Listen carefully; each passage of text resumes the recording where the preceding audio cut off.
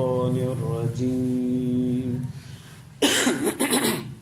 بسم الله الرحمن الرحيم فإذا نفخ في الصور فلا أنساب بينهم يومئذ ولا يتساءلون فمن ثقلت موازينه فأولئك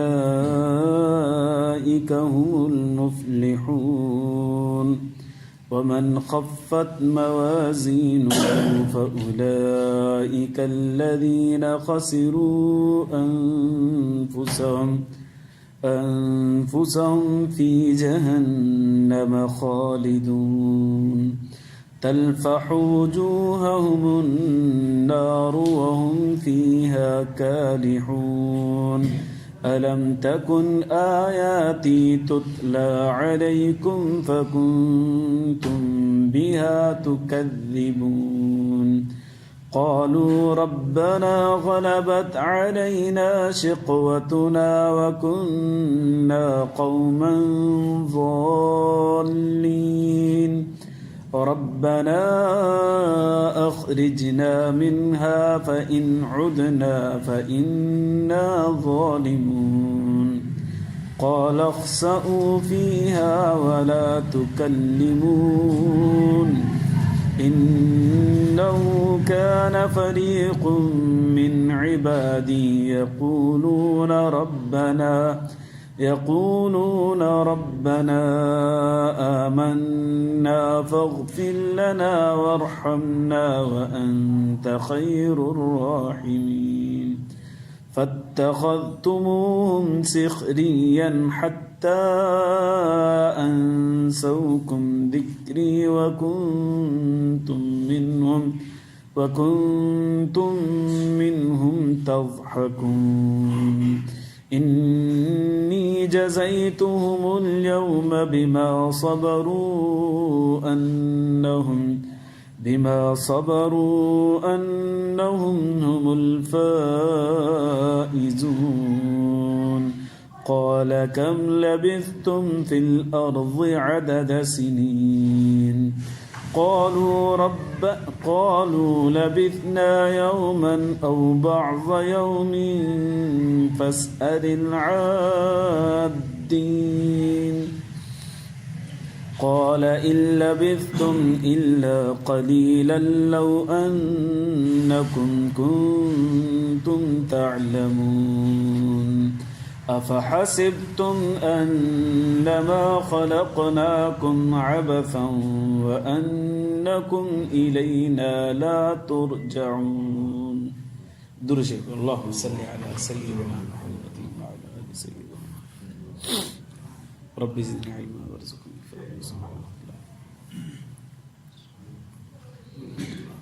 मुझे मुअज़्ज़ज़ मोहतरम ऐं मुकर्रम मुजाहिद ऐं मुवाहिद भाइरो दोस्तों ऐं बुज़ुर्गो अरिड़हों सिपारो सूरत मोमिनून आयत नंबर 101 खां वठी 115 ते मूंसां तव्हांजे साम्हूं तिलावत कयो इन आयतुनि जे अंदरि अल्लाह तबारक व तआला क़यामत जी कुझु मंज़र कशी फरमाई आहे इरशाद बारी ताला फ़इज़ा नुफ़िख़ फ़िस्सूरि फ़ला अंसाब बैनहुम यौमइज़िन वला यतसाअलून जॾहिं सूर फूकियो वेंदो पोइ उन ॾींहुं का बि माइटी कमु कोन ईंदी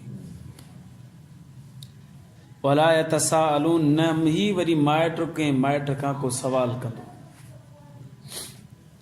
क़यामत खां पहिरीं ॿिनि क़िस्मनि जो सूर फूकियो वेंदो हिकिड़े खे चइबो आहे नफ़ख़ाए ऊला ॿिए खे चइबो आहे नफ़ख़ाए सानिया नफ़ख़ाए ऊला थींदो जेको सूर फूकियो वेंदो इसराफील अलैहिस्सलातु वस्सलाम खे हुकुम थींदो त उन सूर में ही काइनात जो जेको चरखो हली रहियो सॼो तबाह थी वेंदो सिज बेनूर थी वेंदो चंड बेनूर थी वेंदो तारा किरी पवंदा आसमान फाटी पवंदो ज़मीन चीरजी वेंदी फाटी पवंदी हीउ जेको तख़्तो ही हली रहियो आहे न इहो सॼो जो सॼो धर्म भरम थी वेंदो इहो नफ़ख़ाए ऊला में थींदो ॿियो नफ़ख़ाए सानिया थींदो ॿिए नफ़ख़ाए सानिया में जॾहिं सूर फूकियो वेंदो त उन में जेके माण्हू मरी विया जेके पहिरें नफ़ख़े में जेके जीअरा हूंदा न हिकिड़ा त मरी विया उन खां अॻे बाक़ी जेके हूंदा पहिरें नफ़ख़े में उहे मरी वेंदा जेके जीअरा हूंदा हाणे हिन ज़िंदा हिकिड़ो बि माण्हू न हूंदो टोटल आदम अलैहिस्सलाम खां वठी क़यामत जी सुबुह ताईं जा जेके माण्हू था सभु मरियल हूंदा।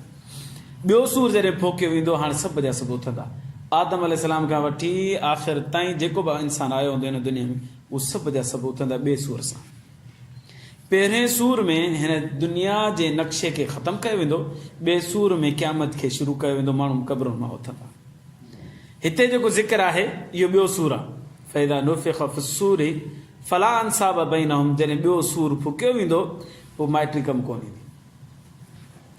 यौमइज़िन, उन ॾींहुं वला यतसाअलून, न हिक ॿिए खां सवाल कंदा। अलाह साईं कलाम मुक़द्दस ॿी जॻह ते फरमायो आहे, यौम यफ़िरुल मर्उ मिन अख़ीहि व उम्मिहि व अबीहि व साहिबतिहि व बनीहि। क़यामत जे ॾींहुं पंहिंजे पीउ खां भॼंदो, भाउ खां भॼंदो, माउ खां भॼंदो, भेण खां भॼंदो, ज़ाल खां भॼंदो। इहे जेके माइट आहिनि वेझा वेझा, जिन सां सॼो ॾींहुं असां ज़िंदगी गुज़ारियूं था पिया, घर में हिकिड़े में रहूं था पिया, अलाह साईं फरमायो केर बि कंहिंजे वेझो कोन ईंदो उन ॾींहुं ते। उहो इहो आहे, इहो मक़ाम हूंदो जंहिं वक़्त में केरु कंहिंजे कमु न ईंदो। पोइ जॾहिं नाम अमाल थींदो, फमन सक़ुलत मवाज़ीनुहु फ़उलाइका हुमुल मुफ़्लिहून, जंहिंजो वज़न वज़नी रहंदो उहो कामयाबु थी वेंदो। जंहिंजो पासो हिकिड़ो वज़नी रहंदो नेकिन जो, उहो कामयाबु थी वेंदो। वमन ख़फ़त मवाज़ीनुहु फ़उलाइका अलज़ीन ख़सिरू अनफुसहुम फ़ी जहन्नम ख़ालिदून, ऐं जंहिंजो वज़न हल्को रहंदो, साॼे पासे वारो नेकिन वारो हल्को थी वेंदो, फ़उलाइका अलज़ीन ख़सिरू अनफुसहुम, इहे उहे माण्हू हूंदा जंहिं पंहिंजे पाण खे नुक़सान में विधो हूंदो। फ़ी जहन्नम ख़ालिदून, हाणे जहन्नम में रहंदा ऐं हमेशह हमेशह रहंदा। वज़नी जो छा मक़सदु? नेकोकार जेके कामिल मोमिन हूंदा उन्हनि जो हिकिड़ो पासो वज़नी रहंदो ऐं जेको खाॿो पासो हूंदो गुनाह वारो उहो हल्को हूंदो। हाणे इहे जन्नत में वेंदा। ऐं हल्के जो मक़सदु जेके गुनाहगार हूंदा उन्हनि जो साॼो पासो जेको नेकिन वारो उहो हल्को हूंदो, गुनाह वारो वज़नी हूंदो त हेठि थी वेंदो, हीअ मथे थी वेंदो। इन्हनि खे जहन्नम में मोकिलियो। जहन्नम में कुझु ॾींहं, 5 ॾींहं, महीना न, साल न, अलाह से फरमाए ख़ालिदून, हमेशह हमेशह जहन्नम में रहंदा। तलफ़हु वुजूहहुमुन नार, चेहरो उन्हनि जो सड़ी वेंदो बाहि जे करे, बाहि उन्हनि जो चेहरो साड़े छॾींदी। वहुम फ़ीहा ख़ालिदून वहुम फ़ीहा कालिहुन, ऐं उहो जहन्नम जे अंदरि बदशकल थी वेंदा। कालिहुन जो तर्जुमो, जेको लफ़्ज़ी तर्जुमो उहो इहो आहे त ही मथियों चप मथे थी वञे, हेठियों चप हेठि थी वञे, ॾंद ज़ाहिर न थिए, ज़ाहिर थी वञे। माना अंदाज़ हाणे तव्हां तसवुरु कयो त हीअ चप मथे थी वञे, हेठियों चप हेठि थी वञे, त पोइ माण्हू केॾो बुछड़ो लॻंदो। अलाह साईं फरमाए अहिड़ो बुछड़ो थी वेंदो जहन्नम जे अंदरि गुनाहगार माण्हू। अलाह अज़बिल्ला, अलाह साईं तव्हां असां सभिनी मोमिन खे इन हालत खां महफ़ूज़ फरमाए। अलाह साईं पोइ हुन सां ॻाल्हाईंदो, अलम तकुन आयती तुतला अलैकुम, छा मुंहिंजूं आयतूं तव्हां वटि कोन आयूं, तव्हांजे मथां तिलावत कोन कयूं, तव्हांखे दावत तबलीग जी ॻाल्हियूं कोन ॿुधायूं, नेकी जूं ॻाल्हियूं कोन ॿुधायूं, नमाज़ जी तलक़ीन कोन कई वई। फकुंतुम बिहा तुकद्दिबून, अलाह साईं फरमायो त पोइ तव्हां हुननि खे कूड़ो न पिया चओ, तव्हां कूड़ा आहियो, तव्हांखे असां कोन मञींदासीं। फकुंतुम बिहा तुकद्दिबून, तव्हां उन्हनि खे कूड़ो पिया चओ, झुटलायो पिया, इनकार कयो पिया। कालू, हो जवाबु ॾींदा जहन्नमी, रब्बना ग़लबत अलैना शिक़वतुना, ए मुंहिंजा रब, असांजा रब, असांजी बदबख़्ती असांजे मथां ग़ालिब हुई। वकुन्ना क़ौमन ज़ालिन, असां गुमराह हुआसीं, इन करे असां उन्हनि खे कूड़ो पिया चऊं, नेकोकारनि खे। जेको सम्झाइणु अचे पियो उनखे चऊं पिया तूं निभाग हुई असांजी ॻाल्हि में, असांखे न ॿुधाए। बाक़ी हाणे गुज़ारिश आहे अलाह साईं, रब्बना अख़रिजना मिनहा, अलाह साईं हाणे कढ जहन्नम मां, फ़इन उदना फ़इन्ना ज़ालिमून, पर जेकॾहिं असां वापसि दुनिया में वञूं ऐं वरी साॻिया गुनाह कयूं त पोइ असांखां वधीक ज़ालिम थी कोन थो सघे, असांखे मोकिल वञी रेकी कंदासीं। अलाह साईं फरमाईंदा हाणे ईअं कोन थींदो। का लख़्सउ फ़ीहा वला तुकल्लिमून, अलाह साईं फरमाए फिटकार में रहो हिते, हाणे मूंसां न ॻाल्हायो। पोइ अलाह साईं उन्हनि खां ॻाल्हाइण बंदि फरमाए छॾींदो। कलाम मुक़द्दस में 5 जॻहियुनि ते अचे थो पियो त जहन्नमी अलाह सां ॻाल्हाईंदा ऐं अलाह साईं उन्हनि खे जवाबु ॾींदो। 4 जॻहियुनि ते अलाह साईं उन्हनि खे जवाबु ॾींदो। 5 जॻह इहा आहे, हिते जवाबु ॾियण खां पोइ वरी चवंदा अलाह साईं हाणे असांखे वापसि मोकिल, पोइ अलाह साईं इन जो जवाबु कोन ॾींदो।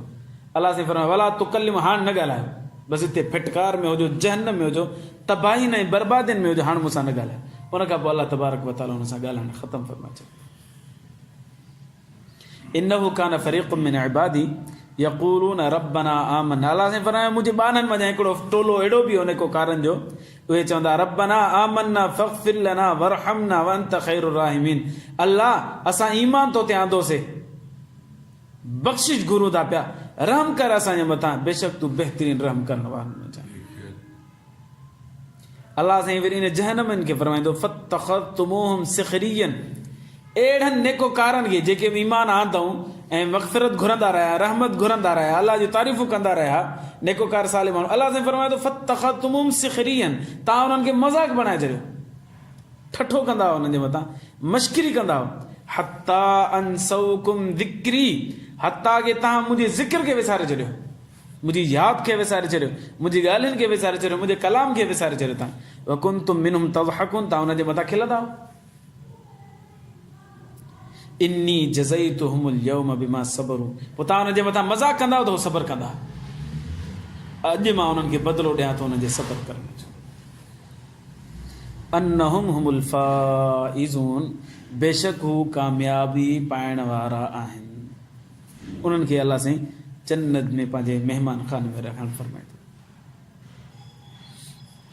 अल्लाह साईं वरी हिन खां पुछणु जहन्नम खां काल कम लबिस्तुम फिल अर्द अदद सिनीन, ॾियो ख़बर त दुनिया जे अंदरि घणा साल रहिया हो, जहन्नम जे अंदरि दुनिया जे अंदरि घणा साल रहिया हो, कालू चवंदा लबिसना यौमन औ बाज़ यौम, अल्लाह हिकिड़ो ॾींहुं रहियासीं या अधु ॾींहुं रहियासीं।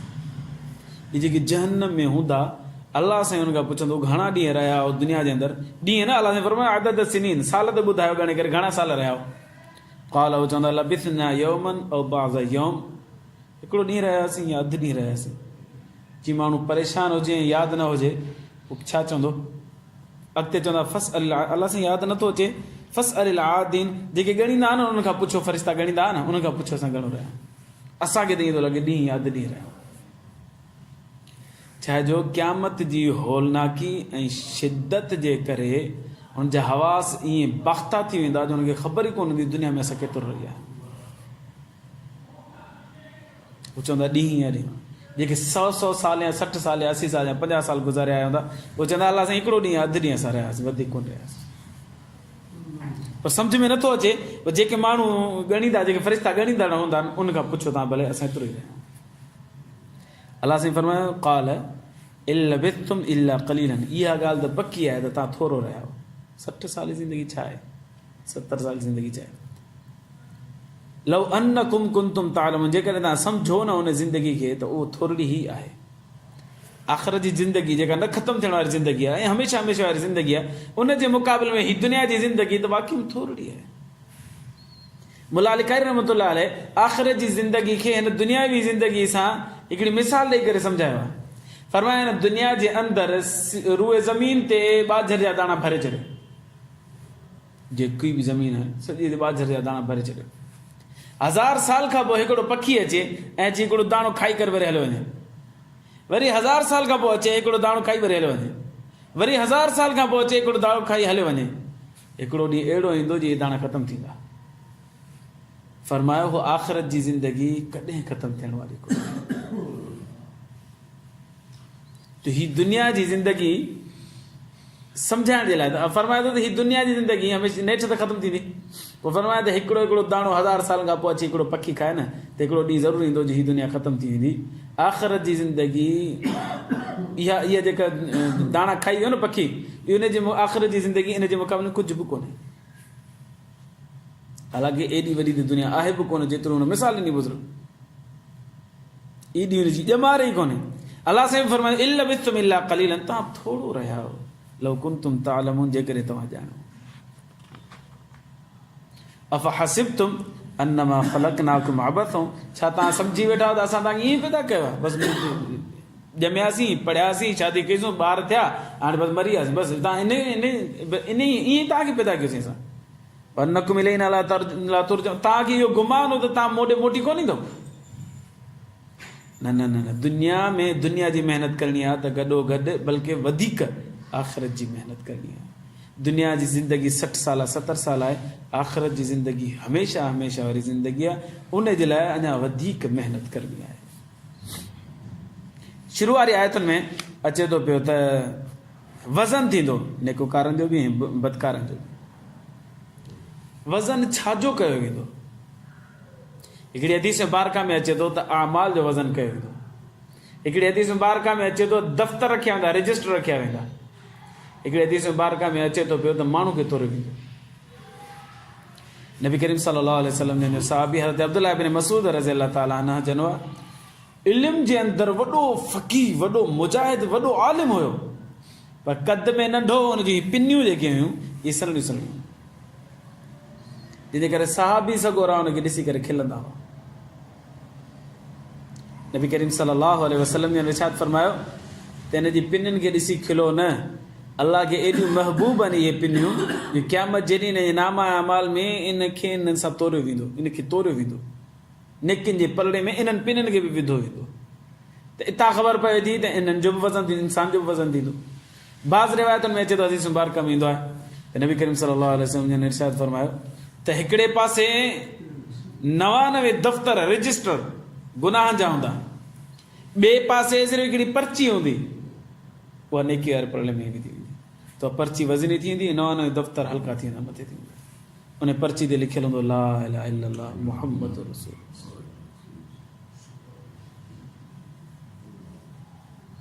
हिकु दफ़ो सिर्फ़ु ईमान जी हालत में उन बाने पढ़ियो हूंदो, अल्लाह तबारक व तआला उन हिकिड़े पर्ची खे ईअं विझंदो नाम अमाल वारे साॼे पासे में, त उहे जेके वज़नी 99 दफ़्तर हूंदा गुनाह जा उहे हल्का थी वेंदा, हीअ पर्ची वज़नी थी वेंदी। इतां ख़बर पई त दफ़्तर तोड़िया वेंदा या रजिस्टर तोड़िया वेंदा। ऐं बाद रिवायतुनि में अचे थो अल्लाह तबारक व तआला जेके असां निमाज़ूं पढ़ूं था पिया हिननि खे जिस्मानी शक्ल ॾींदो, रोज़ो रखूं था उनखे जिस्मानी शक्ल ॾींदो, पोइ उन्हनि रोज़नि खे, उन निमाज़ुनि खे, उन हजनि खे, ख़ैर ख़ैरातुनि खे, ज़कातुनि खे तोड़ींदो। सही हिन में छा आहे? जवाबु हिन जो इहो आहे त सभु सही आहे। अल्लाह तबारक व तआला पहिरीं बाने जा आमाल तोड़ींदो, अचे था तुंहिंजा आमाल ही निमाज़ूं रोज़ा सभु खण, पोइ ॾिसंदो त नेकोकार आहे, मुस्लमान ईमान वारो आहे, हिनखे जन्नत में विझणु घुरिजे, हिन जा आमाल जेके आहिनि उहे तोड़णा आहिनि। हाणे अलाह साईं फरमाईंदो त हिन जा रजिस्टर जिन में ना आमाल लिखियल आहिनि उहे बि रखोसि, जन्नत में मोकिलणो ईमान वारे, नबी साईं ते कलमो पढ़े थी, पोइ उन रजिस्टरनि खे बि विधो। पोइ बि जेकॾहिं हुन जो गुनाह जो पलड़ो वज़नी हूंदो त अलाह साईं फरमाईंदो हिन माण्हू खे बि विझोसि, हिन में मूंखे नबी जो उम्मती जन्नत में दाख़िल करणो आहे। जेकॾहिं आमाल वज़नी थी विया त उनखे आमाल जे ज़रिए जन्नत जी बिशारत मिलंदी, जे न त उनखे रजिस्टरनि जे ज़रिए जन्नत जी बिशारत मिलंदी, जे न त आख़िर में उन माण्हू खे पाण खे विधो वेंदो। हत्ता के नबी करीम सल्लल्लाहु अलैहि वसल्लम ने इरशाद फरमायो शहीद जॾहिं ईंदो क़यामत वारे ॾींहुं त अल्लाह तबारक व तआला उनजे रत खे बि उनजे नाम अमाल में रखंदो, जेको शहादत जे करे उन जो रत वियो हूंदो। नबी सल्लल्लाहु अलैहि वसल्लम फरमाया आलिम जेको हूंदो उन जो जंहिं स्याही सां, जंहिं मस सां लिखंदो हो न, उहा मस बि उनजे नाम अमाल में विधी वेंदी। मुजाहिद जे बारे में नबी साईं फरमायो त उन जे घोड़े ते सवार थियो, उन जो घोड़ो जेको गंदगी लाहे थो पियो, उन गंदगी खे, उन जे पेशाब खे अल्लाह तबारक व तआला नाम अमाल में रखंदो। बहानो इहो हूंदो त मोहम्मद जो सल्लल्लाहु अलैहि वसल्लम जो उम्मती जन्नत में दाख़िल थी वियो। अल्लाह तबारक व तआला खां दुआ अल्लाह ईमान जी ज़िंदगी, ईमान ते मौत नसीब फरमाए। आख़िर दावाना अल्हम्दुलिल्लाह। अल्लाहुम्मा लकल हम्दु कुल्लु कमा अंत अहलुहु वसल्लि अला मुहम्मदिन कमा अंत अहलुहु वफ़अल बिना मा अंत अहलुहु फ़इन्नका अंत अहलुत तक़वा व अहलुल मग़फ़िरह। अल्लाहुम्मा इग़फ़िर लना ज़ुनूबना वकफ़िर अन्ना सय्यिआतिना वतवफ़्फ़ना मअल अबरार या अज़ीज़ या गफ़्फ़ार या रब्बल आलमीन। रब्बना तक़ब्बल मिन्ना इन्नका अंतस समीउल अलीम वतुब अलैना इन्नका अंतत तव्वाबुर रहीम। वसल्लल्लाहु तआला अला खैरि ख़ल्क़िही मुहम्मदिन व आलिहि व अस्हाबिहि व अहलि बैतिही व तबाइहि अजमाइन। आमीन बिरहमतिका या